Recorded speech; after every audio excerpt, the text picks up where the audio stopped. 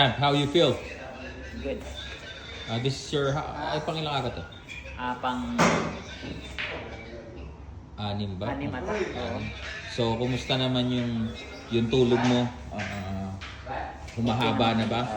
Na-adjust ko naman yung tulog ko ngayon. Last night, ilang oras na yung tulog mo? 7 hours.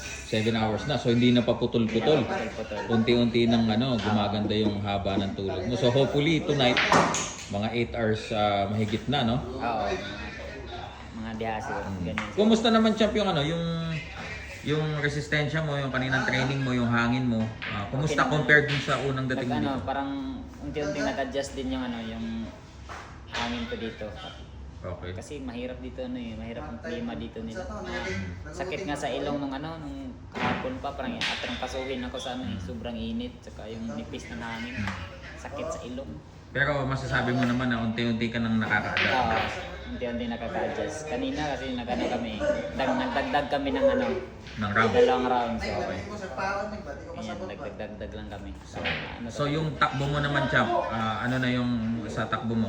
Sa takbo, nakaikot ako ng 6 dun sa mga mahigit isang oras ata yung Kanina, mahigit isang oras. So, yung takbo Alright. kanina. So, syempre, no?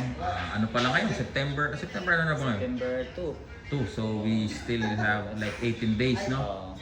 So, yun. Yun po mga kaibigan, ang update sa kondisyon ni Jason Bison, paunti-unti na po yung Pinipilit talaga natin yung pinipilit natin yung stamina na makuha natin stamina dito. Ano yun? Okay. So ayan mga kaibigan, Jason Bison, supportahan niyo po siya. Fighting Colyazo for the WBO, WBA and Ring Magazine World Minimum Weight title. Alright.